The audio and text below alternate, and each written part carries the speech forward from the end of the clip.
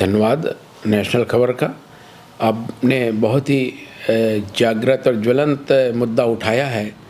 दरअसल दिव्यांगता आज से अगर आप 40 साल पहले निकल जाएं तो दिव्यांगता को एक श्राप माना जाता था और ये माना जाता था कि जो बच्चा दिव्यांग हो गया या बुजुर्ग दिव्यांग हो गया या युवा दिव्यांग हो गया तो माना जाता था कि वो धरती के लिए बोझ हो गया, समाज के लिए बोझ हो गया, परिवार के लिए बोझ हो गया। और उस समय ऐसा माना जाता था। दिव्यांगता तो कई प्रकार की होती है, अब तो उसको करीब से 18 से ज़्यादा वैरायटी में बांट दिया गया, परंतु आज मैं जो यहाँ पर बात करना चाहूँगा शारीरिक रूप से अस्थिरोग दिव्यांगता की ही बात करूँगा, क्योंकि मैं उसी का विशेषज्ञ हूँ और उस पर ही मैं आपको अवगत कराना चाहूँगा। वो दिव्यांगता कुछ जन्म से होती है, जैसे जन्म से विकृत होती है, बच्चे के हाथ पैर जन्म से तिरछे होते हैं, उसको क्लब फुट डिफॉर्मिटी कहते हैं। एक सेरेब्रल पैल्सी नामक दिव्यांगता होती है जिससे उसमें बच्चे का मस्तिष्क का विकास नहीं होता है और जन्म से ही वो दिव्यांग हो जाता है, लेटा रहता है, कुछ कर नहीं पाता है, लार बहाता रहता है, उसको सेरेब्रल पैल्सी कहते हैं। इसी प्रकार से दिव्यांगता की श्रेणी में वो लोग भी आते हैं जिनकी दुर्घटनावश डायबिटिक की वजह से, ट्यूमर की वजह से, कैंसर की वजह से, गैंग्रीन की वजह से या चारा मशीन की वजह से हाथ पैर कट जाते हैं, वो भी दिव्यांगों की श्रेणी में आते हैं। कुछ स्ट्रोक, हेमीप्लीजिया, पैरालिसिस की वजह से दिव्यांग हो जाते हैं।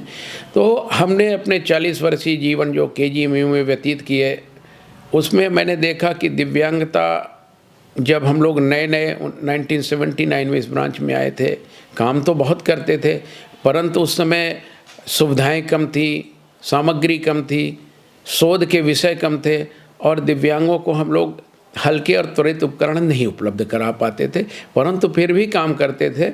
और उस समय जो कृत्रिम अंग सहायक उपकरणों के माध्यम से हम उनका पुनर्वास रिहेबिलिटेशन करते थे, उसमें वक्त भी बहुत लगता था, प्रोडक्शन धीमा होता था और हम चाहते थे कि अगर एक साल में 2000 विकलांगों को, दिव्यांगों को लाभान्वित कर दें तो हम कर पाते थे 40, 50 या 60 या 100 को। कालांतर में ये बढ़ता चला गया, अच्छी मशीनें मिली, अच्छे उपकरण मिले, अच्छे रॉ मटेरियल मिले और हम लोगों ने इसमें बहुत प्रगति की और आज की स्थिति में कम से कम हम KGMU के दिव्यांग विभाग में 500, 600 एक वर्ष में कृत्रिम अंग बनाते हैं और 8 से 10 हज़ार तक हम लोग सहायक उपकरण बना के हर कैटेगरी के शारीरिक रूप से दिव्यांग लोगों को खूब लाभान्वित करते हैं। अब स्थिति यह है कि पहले अगर कोई दिव्यांग हो जाता था तो वार्ड में अपने पति है तो पत्नी छोड़कर चली जाती थी, बेटा है तो बाप और माँ उसको छोड़ के चले जाते थे कि ये भार स्वरूप हो गया है और वो 36 साल, 30 साल तक भर्ती रहता था, उसको कोई सुध नहीं लेता था। स्थिति अब भिन्न हो गई। मैं एक लाइन में कह सकता हूँ कि अब दिव्यांग व्हीलचेयर और गोदी में आता है, किसी के कंधों पे लद के जाता है, परंतु हमारे 6 से 7 दिन के इलाज और कृत्रिम अंग सहायक उपकरण की मदद से वो अपने पैरों में चलता हुआ चला जाता है। यही हमारी सबसे बड़ी उपलब्धि है। हम उसको स्वतंत्र बना देते हैं और रोजगार भी उपलब्ध करवाते हैं। इसके माध्यम से वह अपना एक स्वतंत्र सम्मानित जीवन व्यतीत करता है। इसीलिए कहा गया है कि जो दिव्यांग, पहले विकलांग कहा जाता था, अब वो दिव्यांग उसके दिव्यास्त्र हो गए और वो सक्षम अब एबल्ड मैन में गिना जाता है, पहले डिसेबल्ड में गिना जाता था। इसके लिए हम लोगों ने बहुत समय पर शोध किए, अच्छे उपकरण बनाए। रिसेंटली 2009 में जो पोलियो के उपकरण बना करते थे वो बहुत भारी होते थे, 10-10, 20-20 किलो के कृत्रिम अंग सहायक उपकरण होते थे। 2009 में हम लोगों ने प्लास्टिक से चलने वाले उपकरण बना दिए, जिसके लिए हमको महामहिम राज्यपाल ने राज्य पुरस्कार से शोध के लिए तथा व्यक्ति विशेष सम्मान से भी सम्मानित किया।